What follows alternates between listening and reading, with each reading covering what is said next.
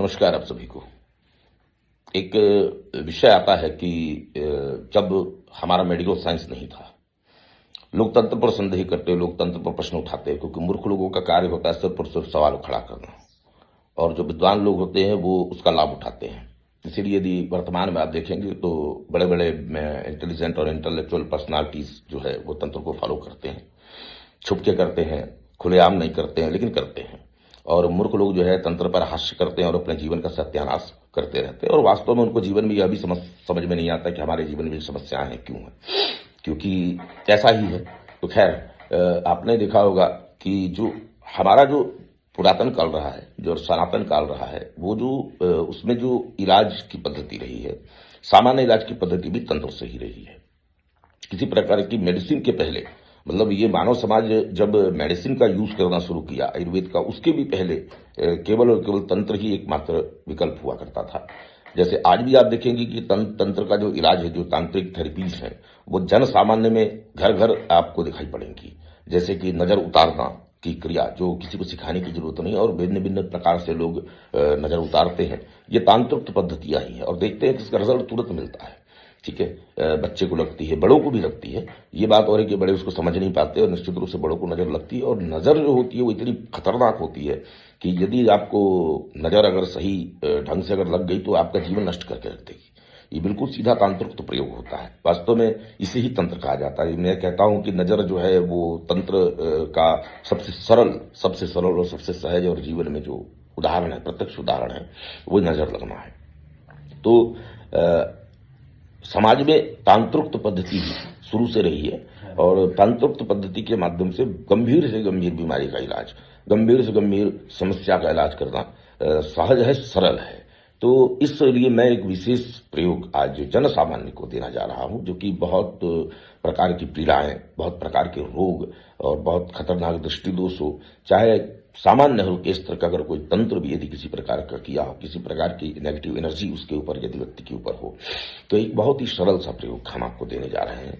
और ये प्रयोग भी करना कुछ नहीं होता है कि साधक जो है स्नान आदि कर ले, शुद्ध हो जाए, और शुद्ध होकर के अपने गुरु का और भगवान काल भैरव, माँ महाकाली, इन तीनों का जो है अर्चन करें विधिवत रूप से, अपने जो भी जिस प्रकार से भी पद्धति उसको प्राप्त है, और इस प्रयोग को करें कि जो रोगी है, जिसका रोग ठीक नहीं हो रहा है, लगातार रोग ग्रसित है, या किसी प्रकार का कोई दोष आपको ऐसा लगता है, या किसी प्रकार का, इसको मैं ये तो नहीं कह सकते कि तांत्रिक प्रयोग इससे आप किसी का हटा सकते हैं, लेकिन निश्चित रूप से बड़ी बड़ी बड़ी बाधा है, बहुत गंभीर बाधा है, गंभीर रोग, जो एनर्जिकल डिसबैलेंस है, उसके लिए विशेष करके ये प्रयोग किया जा सकता है। इसके लिए आपको एक साबुत नींबू लेना है, एक साबुत पका हुआ नींबू लेना है। ये ध्यान रखें कि जो नींबू है बिल्कुल स्पष्ट होना चाहिए, साफ सुथरा होना चाहिए, दाग रहित होना चाहिए, और पूरी तरह से पका हुआ होना चाहिए।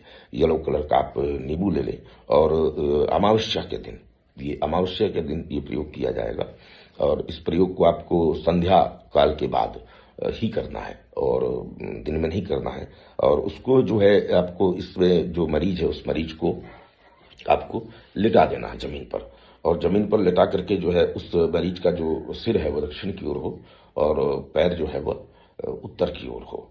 ऐसी पोजीशन में व्यक्ति को लिटाया जाए, और लिटा करके फिर उसके नाभि पर वो जो नींबू है आपको लेना है, वो नींबू को आपको बीच में छेद करके शुद्ध कुमकुम जो मिलता है मार्केट में, शुद्ध होना चाहिए कुमकुम, शुद्ध कुमकुम को उस नींबू के बीच में थोड़ा भर देना है, और भर करके फिर आपको उस मरीज की नाभि पर उस नींबू को रखना है, और उस मरीज की नाभि पर नींबू को रख करके आपको सिर्फ और सिर्फ अपनी तर्जनी उंगली उस नाभि पर, उस नींबू पर लगा करके उसको दबाव बनाते हुए आपको एक मंत्र है, यह मंत्र अधिक से अधिक जितना आपको आपकी इच्छा हो, इच्छानुसार किया जा सकता है।